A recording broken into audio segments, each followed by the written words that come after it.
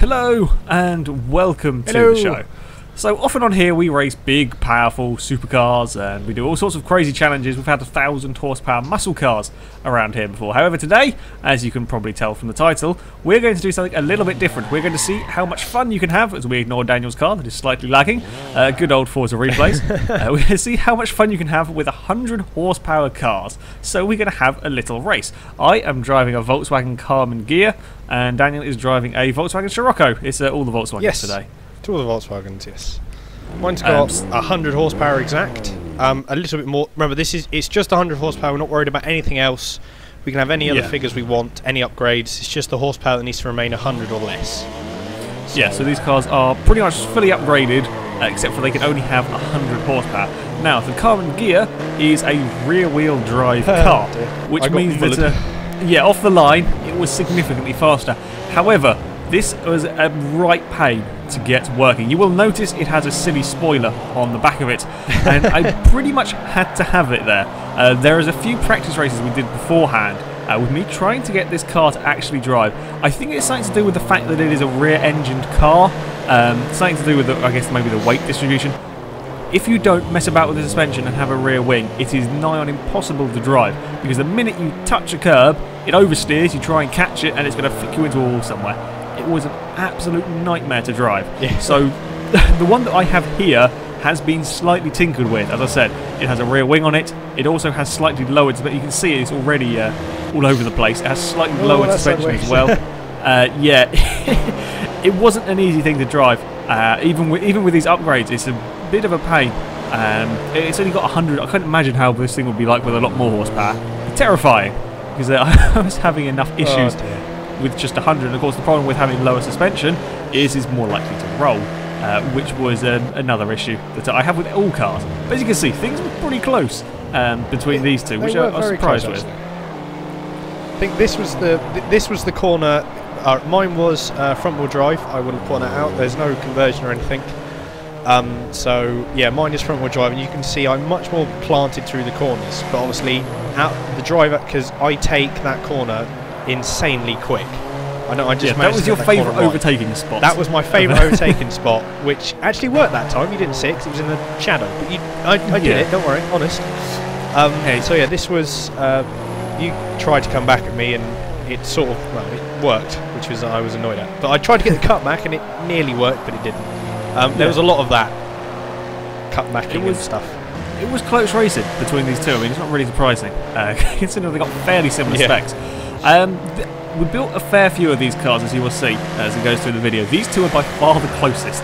It turns out that there was a rather large sort of variations in PI for 100 horsepower. There's an awful lot. These two are within about 10, I think, or 10 or 12 or something, which means it was making for quite a close race. However, I will concede that the Scirocco is probably a little bit faster. You then had a bit of an accident through there and a bit of lag-assisted replay.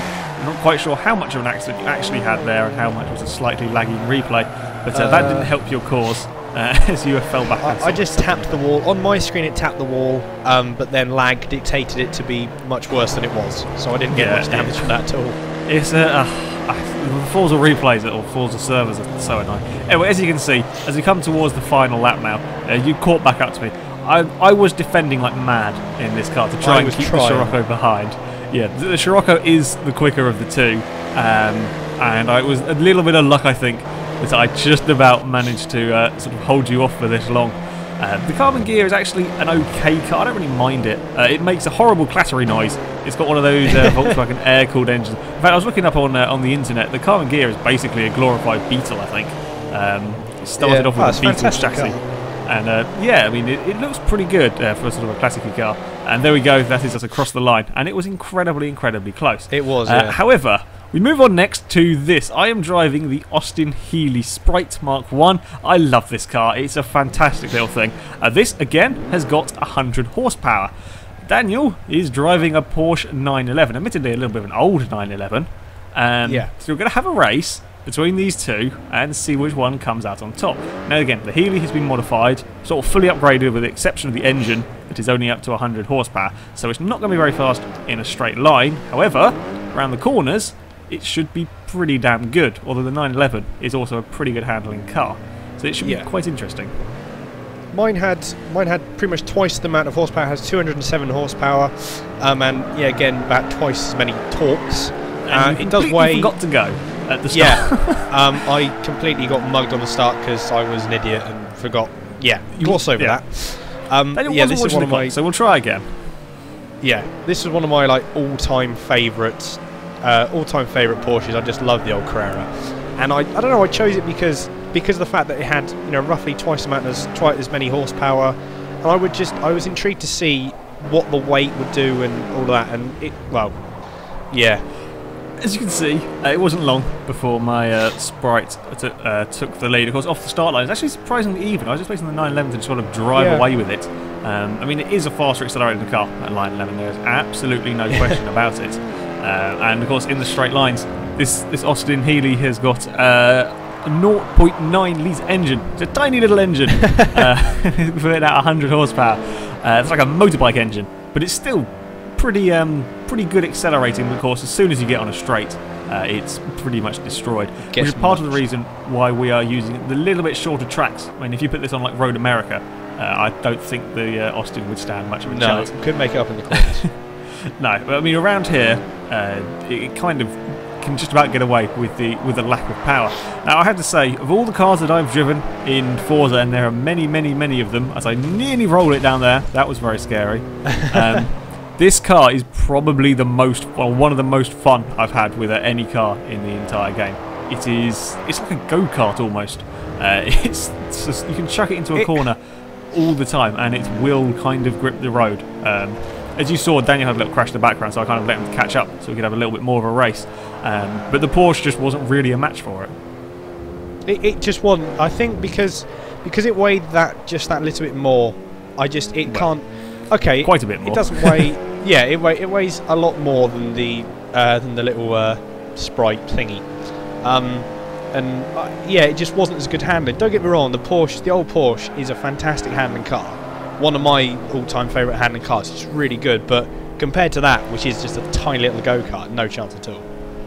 Yeah, but of course, as you see on a straight, it is quite scary.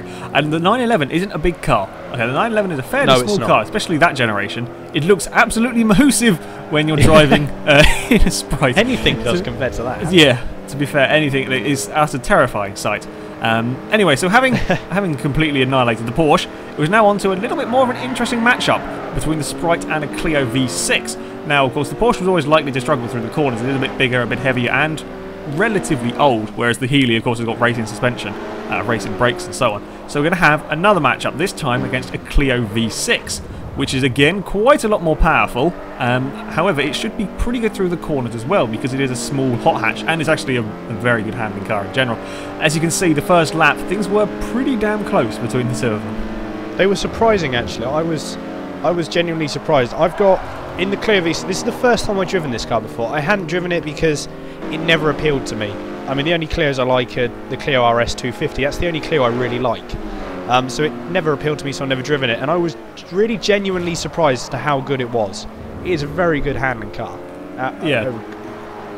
Normally, when you make a tiny hot hatch rear wheel drive and put a lot of power in it, it becomes incredibly twitchy. Anybody who's messed about goes to pot. With hot hatches and try and put lots of horsepower in them, it makes them terrible to drive. Because there's such a short wheelbase, it's really a nightmare to keep it under control. The Clio V6 is very, very good. I had a very big sideways moment down there. He was actually getting sideways, despite the fact it has only 100 horsepower. It was getting sideways quite a lot. You don't want to be side by side through this bit. I will say this is a terrifying experience. Yeah, this was a bit scary. Going through there. Luckily, the Healey has so much grip because it has racing tyres and absolutely humongous tyres, or fairly humongous tyres. Yeah, it's got plenty of grip, but of course, when it comes to the straight, there goes the Clio. But yeah, the Healey is a really, really good fun car to drive. I mean, the Clio is good. Don't get me wrong, I love this Clio. It's an utterly mental little thing. But the Healey is just so much better. Not surprising, particularly. But despite the low horsepower, it was a pretty close race again between these two. It was a very close race between these two. Yeah. It was. I think overall, you could see that the Clio was only just that little bit faster. When you got past about 70 or 80, the Clio started to pull back the lead that it lost. But yeah, apart from that, in the corners, it just got absolutely mullered. Yeah, it was a close race. Again, this is the thing with do you go for cornering or do you go for straight line speed? Around the corners, yeah, the Clio doesn't have a chance, but of course there are some straights, and the Clio is a pretty good car. It's just doing a good job considering the Healy has got all sorts of racing tyres.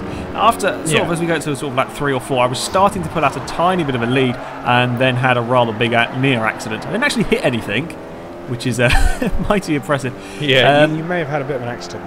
Yeah, the problem with these tiny little cars is that if you hit any of the large curves, they go off on 2 wheels. And again, it was very, very nearly rolled it through there, and in saving it, I managed to spin it, which yeah, dropped me back. So the Clio won that race. We move on to the you won that race. We move on to the fastest, or the highest PI, should we say, 100 horsepower car, which is the Lotus 11. It is also the lightest car in the game, weighing just 1,000 pounds, or near enough. That's not very much That's at all. insanely light. It's a ridiculously light car. It's absolutely tiny again compared to the Monaro. The Monaro is a fairly big car, but yeah, the Lotus is tiny. Monaro's massive. I may have had it in reverse by accident. So it was my turn to screw up this one. I don't know how like when we were shuffling the cars around to the grid to get them in the right position for filming, I forgot that I'd left it in reverse. So as we launched, I ended up kind of going backwards, which wasn't the cleverest thing We had to I've ever done. restart. So yes, we had to have another go with these 2 cars. Again, as I said, the Lotus, or you see with the other ones, the Lotus has got all racing parts on it with the exception of the engine, which is very little upgrades. I think it comes with about 80 horsepower standard. Off the line, we're expecting the Monaro to kind of blitz it, considering it has a lot more horsepower, but it wasn't actually that much faster. It couldn't, just be, I think, because, I don't know whether it's because the weight of the Elan, the Elan? No, not the Elan. The weight of the 11 just, yeah, well, the weight of the Elan just was so it was able to just get that so much better of a launch that I couldn't actually use the 400 brake horsepower to my advantage. Yeah. Also, so the 400 horsepower of the Monaro was spinning the wheels quite a lot, as with always never with that helps car. On a start. The 11, I'm not a huge fan of this car. If you try and put any more horsepower in it, I've had an A-class one. I've messed about with an A-class one before. It's a case of it's too light. You put sort of 200-300 horsepower in something that weighs 1,000 pounds. That's a little bit scary. Yeah, it's utterly mental when you do that sort of thing. With this, yeah, you can see you get to the straight, and the Monaro is rather fast. To its credit, the Monaro is actually not a bad car. It's not. I love this car. It was doing well. It's a brilliant for what it is. Yeah, I mean it's a big, heavy 4-door saloon car, and for what it was doing, I think it was impressive. Yeah, it's 2-door. 2-door, sorry. 2-door. Yeah, I'm blind, sorry. It's the 240p of this. It's just ignore it. Yeah, so it's a massive car, and credit to it, it did really well to keep up with the and even past the 11 occasionally. Yeah, it's not really a surprise that a small, lightweight Lotus is faster around a fairly technical track than I guess you would kind of say the Monaro is a bit of a modern muscle car. I mean, no, it's not a proper sort of muscle car, but it is sort of the same principle. It's cheap, very powerful, and goes around corners sideways pretty much. Goes sideways, yeah. As you come towards the back straight, there is a fairly large straight here at Tsukuba. It's always quite terrifying having that massively fast thing behind me, especially when my car is absolutely tight. Look at the size of it. It's like a Scalextric's car. It's ridiculous sort of thing. It's going around the final corner. There's just the grip and the brakes of the Lotus. And you can just go around the outside. Literally just drive straight around the outside of the Monaro. That was an impressive. You did that a couple of times, and that was an impressive move, I will admit. Because the grip of it, it's insane. The fact that you can go around that sort of turn, round the outside and still stick. It is just incredible how it can do that. That was also rather scary when you were going sideways, sort of heading towards my car. That's another one of those sort of terrifying moments. Yeah. Anyway, as we come towards the end of the sort of race, we did about 5 lap races for all of these. It was kind of inevitable the 11 was going to pull away. Having credit to the Monaro, the fastest laps between them weren't a huge amount of difference. I think it was only about sort of half a second, 7/10 something a second. Like 7/10. Yeah, it was pretty impressive. I mean, racing these two around here is kind of inevitable. That a small lightweight Lotus is going to be quicker than the Monaro, even though it only has a quarter of the horsepower. It probably weighs about a quarter. How much does the Monaro weigh? Hopefully you've written down. The Monaro weighs 6,700 pounds, so oh, nearly... okay, so a sixth of the... yeah. A sixth of the weight. Not a... Well, the Monaro is a Titanic compared to that car. Yeah. So, having beaten the Monaro, moved on to a more interesting matchup. This is the Lotus Elise against the Lotus 11. So we've got two lightweight Lotuses. Is it Lotuses or Loti? What's the plural of Lotus? I don't know. I think the plural. I think it's Loti. Comment. Google. It must be. It must be sure Loti. Anyway. Yeah, I'm sure somebody will know. Anyway, off the line, amazingly, the Elise got a much better launch. Yeah. I was surprised actually how much of it. Yeah, there is a little bit more power in the Elise, but a little bit more weight. So it was probably going to sort of roughly even itself out. I was amazed by that start, though. That is really quite an impressive start. Yeah. So as we come around the first lap, you can see how close it is between these two. It was bloody close, and this was like this through the whole 5 laps. This was how it was like. Yeah. Interestingly, when we got on the straight, the Elise is a little bit more powerful. It's about 60 odd more horsepower than the 11. The Elise really wasn't that much faster. Okay, admittedly, they had a little bit of strip speed. No, okay, the 11 has a little bit of slipstream behind it, but the Elise really wasn't going anywhere, which it surprised us that the Elise wasn't any sort of quicker. I just think the weight didn't help.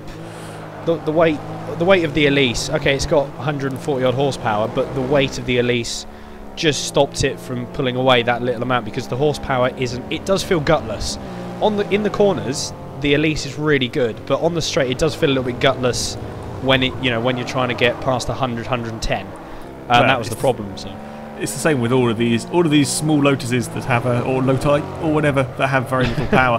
When it gets to the straight, yeah, neither of these are particularly strong, but you can see that they are very close in the corners, which is kind of what we expected when we put these out. We knew it was going to be a close race between these two because they're both pretty much the same thing, with the Elise being a little bit heavier and the 11 being a little less powerful. Come down the back straight, you can see there's maybe a little difference in favour of the Elise. But it was close, and again, go around the outside. You weren't having much luck in that final corner. No. I don't know why. I think for some reason, whatever it was, that the Lotus went really quite light around the last corner. Whether it was because of the speed and how much I was turning or something, it just went really light at the back end, and it kept stepping out, which is why I lost time around the last corner. And that was consistent. I kept doing that. Whether it was just human error, me being a Burke, which is probably it. It's quite possible. I'm not sure. Yeah, the 11, I was actually... well, this is a B-class car. I think it's a very good sort of B-class car, or maybe even a C-class car. One of these would be very fast. There is, even though there isn't much horsepower, again, there is the same problem with the oversteer. A bit like the Healy Sprite that we saw. The 11 will go sideways, and again, you can't really catch it because it's kind of so light and so tiny. Once it does go sideways, you try and counter steer, and it's just going to kind of flick you into a wall somewhere. So if it goes sideways, the best sort of plan is just to let it keep going and kind of let it sort itself out. Anyway, I won, but it was only a marginal victory with that car. We move on next to some more Lotis. It's a Lotus heavy episode today. Yeah. We raced the Lotus 11 against the much faster, or much higher PI, should we say, and much more powerful Lotus Carlton. A car which I absolutely adore. The Carlton's a fantastic car, and the 11 looks like a Scalextric car again. It's tiny from that shot. It's a massive car. You don't realise how big the Carlton is. It is massive. But yeah, it's massive when you compare it to an 11. Anyway. Yeah, well, I mean, when you compare it to 11, like a Lotus Elise looks massive. So this is sporting 377 horsepower, which is impressive for a car that was made in 1990. But no, this was. I was surprised at how quick this was on the straight. Again, this is the first time I've driven it, and I was insanely surprised because this thing is ridiculously quick on the straight. I mean, the Carlton is it held the record for the fastest four-door saloon car for a very long time. Well, I say a very long time. 180 miles an hour? It's in the 170s plus, I think, for the Carlton, which is damn impressive from what was essentially a Vauxhall Carlton that was one of the most boring and unexciting vehicles in the world. And Lotus sort of took it and made it utterly mental. It's a great car. Of course, it's got 3 times the power, probably got sort of 6 or 4 or 5 times the weight, and is not particularly easy to control when you compare it to the go-kart like 11. But it was a fairly close race. It didn't help that I had a slight off at the final quarter. I'm now trying to find a way past. There is so much grip in this 11. I think I ran into the back of you, just not realising how fast this was going to accelerate. I went round the outside, around whatever corner that is. I don't think I've ever overtaken somebody at that corner, let alone round the outside. And there was no touching at all. No, that's it's a ridiculously hard corner to overtake there, because you're on the brakes for barely a tap really, and you kind of just about get it slowed down. It's a really hard corner to overtake around that one, but there's so much grip in this 11 that you can get away with it. Of course, there's a very fine line, isn't it? Yeah, it's an interesting car to drive, this one. It can be really good, or you can have some sort of nasty incidents. Now, I had made a point at the start of this, well, we were talking about while we were doing this race, how I said I hadn't managed to roll this one yet. And then, yeah. How the heck... Sorry, I just want to... how the heck did you manage to roll it there? I don't know. I've never seen a car roll there. I've never had a problem with that curb. I've never had a problem with that car. Never had a problem with this car here either. This track, the curb or the corner, sorry, where we're on the outside of Daniel. That is the curb that you would roll at Tsukuba. That is the normal one that you would roll at, because it is quite a big curb, and I've had cars roll and gone on 2 wheels there. I've never had a car go on 2 wheels or rolled off that curb before. And again, the next lap round, I had another problem on that curb. I don't know why I was suddenly having issues. It's a bit of a strange one. You try a very late lunge. There completely caught me out. I think we managed to do like a triple sort of cutback thing here. Maybe it wasn't this one. I don't know how this worked. There was one bit things were a little bit interesting, but yeah, you can see the 11 is a very good car. It is, as Daniel said, kind of a little bit on an edge. If you push it just a little bit too hard and you start going sideways, you are in real trouble, because you cannot save it. You saw there's a few times around that final corner when I've been getting it sideways and it's all gone wrong. You just can't save it. And also curbs again. It's a small light car that I managed to roll off a completely bizarre curb. Yeah, I still have no don't idea how. That's a tiny curb. As you come around, this is on the final lap now. I was pretty concerned that I was about to lose this one. I was quite happy. Considering how close that Carlton is, and we're on a straight, unsurprisingly, there is lots of power there from the Carlton. However, there is so much grip from the Lotus 11. We're going to try and go all the way around the outside of the final corner. Try not to fall off the track. Just about enough room. And there it is, tell you now, across the line. I haven't seen a better overtake round that corner. I looked to my left and just saw a Lotus, and I thought, bugger. I don't think I've done a better overtake in Forza ever. That was impressive. Probably than that one. We crossed the line, and it was a utterly tiny margin. I was like, I can't remember how much it was. 0.05 of a second. Something. It was, it was a tiny amount. But yeah, those cars, they are fantastic fun to drive. I suggest you try and build up some 100 horsepower cars if you have the DLC. I think the 11 and the Sprite are both DLC.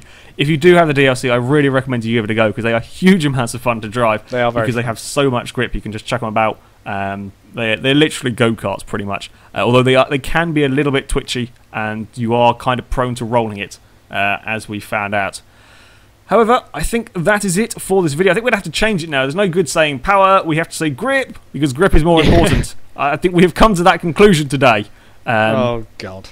Yeah, that is it. I hope you enjoyed it. I really do recommend. We might do a race with these. Very fun. We never know. We might actually do, because I reckon the Scirocco's versus the Karmann, whatever it was. Karmann gears. That could be quite fun. I reckon that would be very good as a community.